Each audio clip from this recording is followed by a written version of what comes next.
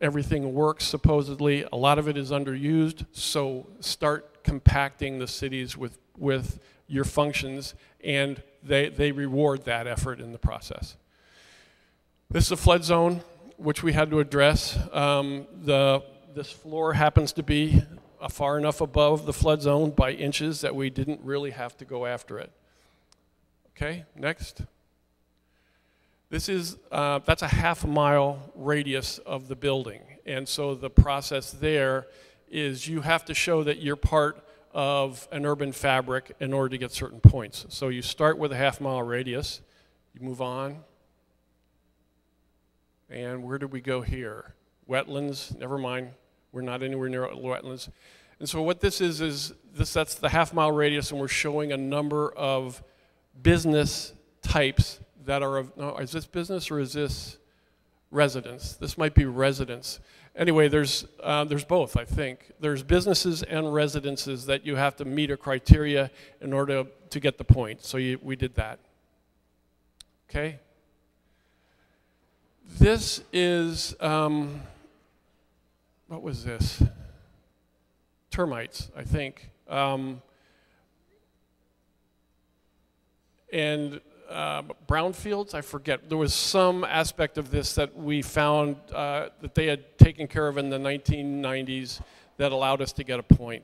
So what basically we had to do was research the history of the building to find out what moves had been taken for issues that would be constructive from a LEED perspective. Next. What's this one? Oh, this is the transit system. That another thing that if you're juxtaposed to a transit system, you get points for that. And so this was, we're starting to describe the bus routes.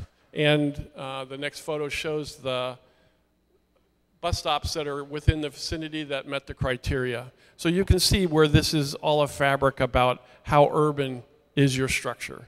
How not how good the design is, but just what the juxtapositions you will have in your community. Is it in a community that you can take advantage of? And this building was. What's this? Oh, the bicycles. For the bicycles, that was another way to get a point, is to encourage people to use bicycles. To that end, there's the little bicycle stoop out front, and there's also, if you change, next. There's a set of showers on the second floor. Just for the speaker, I worked with Dr. Shimizu around 1994, and his claim to fame was that he put showers in his office so that he never had to go back to Inarahan. He could stay at work. But the showers were in order to encourage bicycle use. Parking. There's a prioritization of parking in terms of handicapped and also cars that are electronic. And so they were supposed to be over here. That's since been changed. That's up to the owner to do. Next. Preferred parking again. And site development. We were lucky enough on the building site to have enough land to meet a lot of criteria for green space. The building wants to have, or the criteria are that you don't turn everything into asphalt, you keep as much green space as possible, and we were able to squeeze that into the criteria and meet it for points, okay? Stormwater control, I spoke about that. That has to do two things. One of the things that I think we could have done better is we have these a parking bed on the north edge of the property there, and if you remember, it was we were trying to mimic the stuff that's at Micronesia Mall, but in the construction, I think we got a little bit too big in terms of the holes, and so it's hard for use. But the intention of that is it absorbs all of the water that comes off the parking structures, and when you're upstairs, it matches the grid. What's this one? Heat island effect, same idea, shade and shadow, again being issues that, albedo is the the name for the reflectivity of the sun off of the ground. And a higher albedo, which means the more concrete you have that's reflecting sun, the hotter it is. And so what you want to do is create more grass, which absorbs it, doesn't reflect it as much. And so that's what this is another point going after. And this has to do with the fact that we have a white roof. That's all that is. Next. So this was the first phase. And we received 70 design points, base points for our efforts that we just walked through a portion of it. We needed 80 points to get platinum, and those points were going to come during the construction process, and we were successful in that effort. Go ahead. This is, I call this slide beautiful. This is, again, more about the rainfall on the island. Did I put the equations in there? Can't really read them. I'll go through the equations for you. We collect rainwater from basically this roof on this side, just the last three over here and here, and then we kind of collected from this roof over here. It goes to a cistern that's located behind us underground. The cistern has a pump, and that cistern pumps all the water that's used in the toilets in the building and the spigots. So the cool thing about that is this roof here on this side, by calculation, generates about 18,000 gallons a year, okay? Which was not enough to do the toilet use, which is around 45,000 gallons a year. So, but what's not unique to this building, but what's also a resource for Guam, is we collect the condensate off the air conditioning system. And that's also dribbles out into the tank. It dribbles out at a rate of 108 gallons a day, which equates to 27,000 gallons a year. So your air conditioning system for this building generates 27,000 gallons of usable water a year. That's pretty cool. So that in turn is used for the water system here, which lowers the water bill, but not terribly effectively, but it gives you a way to lower your impact on the GWA resources. You're generating all this stuff on site. So it's, the next place we'll go to is the power, but, so it's pretty cool. The biggest, these are, we just wanted to show you this, to show you the modeling calculations for the building, because what happened was the mechanical and electrical engineers, but most of the mechanical engineers run the numbers for this building to figure out exactly how much electricity it uses, what the heat loads are, what the calculations are. These are the tables they do them with. It's a pretty intense process. The way that you make points with LEED is there are already standards, contemporary modern standards for 2000, I think you did 2010 for this building, that show what the baseline is that you have to meet. And then LEED will give you points the more you can change that in terms of energy conservation.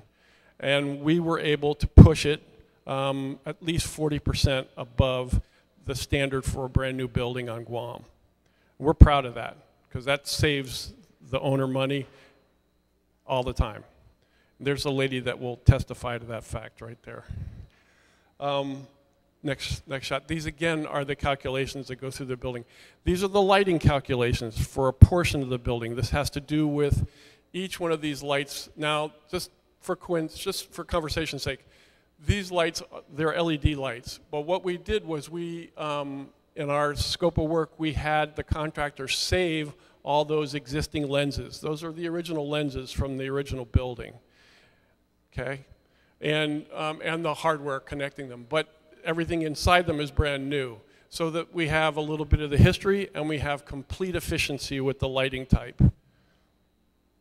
The net result of that is you drive your energy pricing down. And so that last table was a matrix to show how much this building is thought about in order to perform, because it does. It's a high-performance building. It's hard I mean, I love the woodwork, and the performance, the electrical and mechanical performance of the building is kind of like a sports car. It's highly tuned, and it's high performance.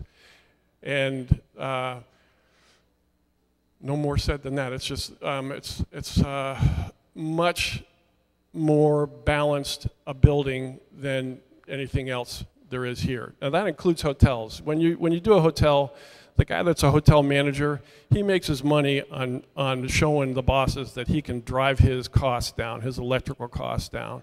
And that is part of what his job is to do.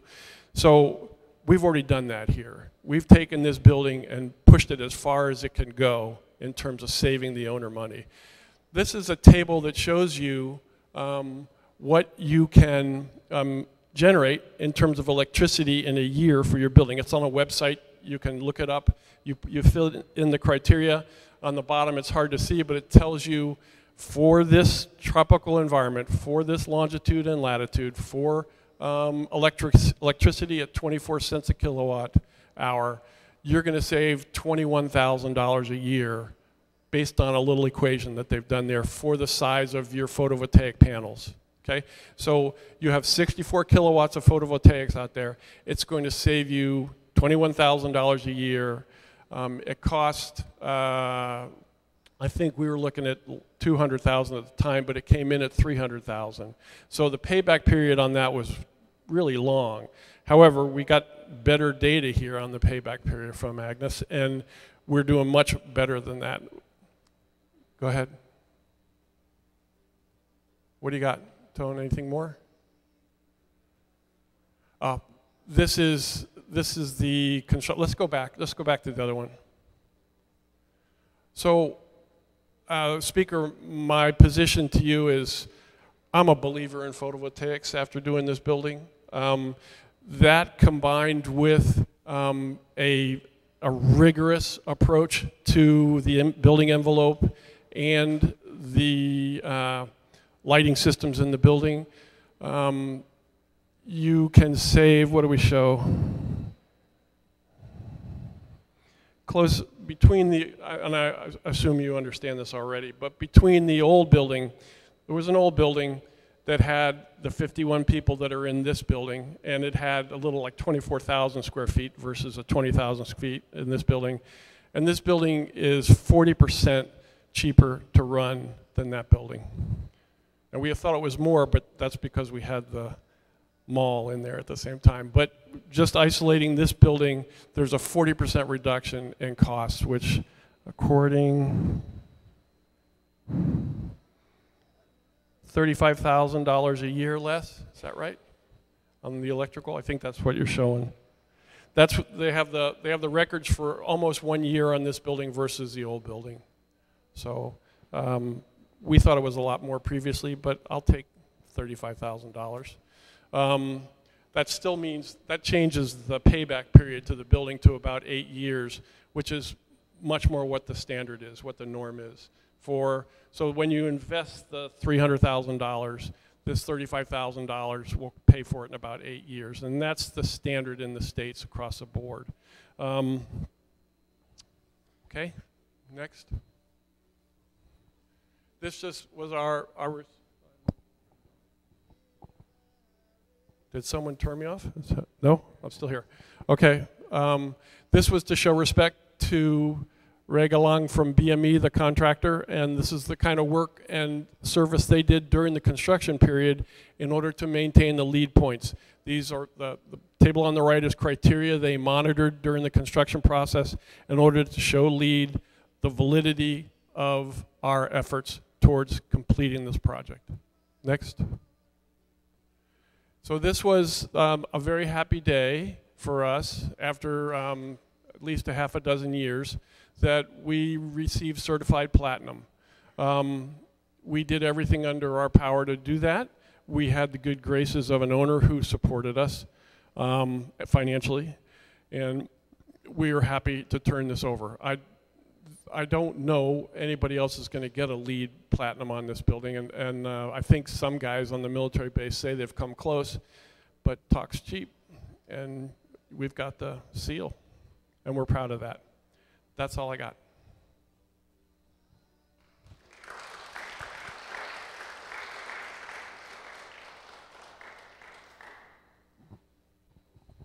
Richard, on behalf of the Guam Legislature, I want to thank you for all the work that you've done on the building.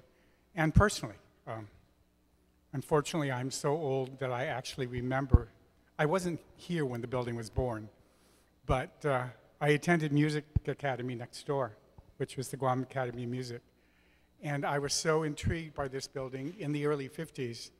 I used to run across the street to watch the legislature in session, watch the court in session. I was only 5.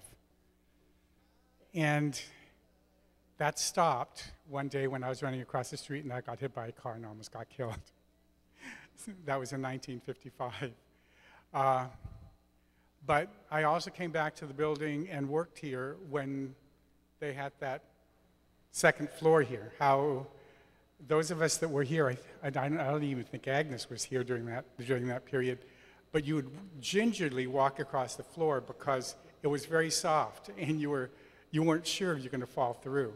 So I'm very, very happy about the work that you've done in this building and all the certifications that you provided. The back building, I encourage everybody who hasn't had a chance, please go look at the additional wing that was put on. The architectural homage, as it were, is absolutely beautiful. And had we put in the dividers that we wanted to initially, it would be beautiful. It would be beautiful, but it is still an absolutely amazing building. And so, on behalf of the Guam Legislature, I am proud to present this certificate of gratitude to you for contributing to the success of the summit, but more importantly, to the success of this building and the historical aspects of this building. And the LEED certification, it really is an amazing building. We have all of the electronic drapes that go up and down, the shutters, and even somehow they managed to put electronic things on the blinds on the top, so those open and close depending on where the sun is at. And so if you have a chance, walk around the building and just enjoy it. I've enjoyed it for the last year, and on our wing, the speaker's wing, I remember that, though in some of the pictures in the 90s, for some reason that wing had been taken down. So I'm very happy that you restored that, because it is a beautiful part of this whole building, and all the windows that keep the PIE signature is really a tribute to your architecture, you as an architect. And so on behalf of the Guam Legislature, I'm happy to present that. And to Mr. Kim. Tony.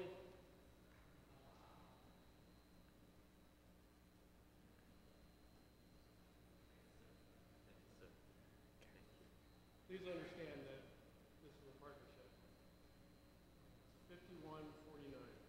51-49.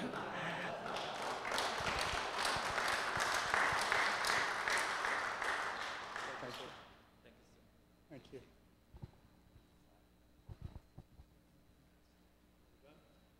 Are there any questions?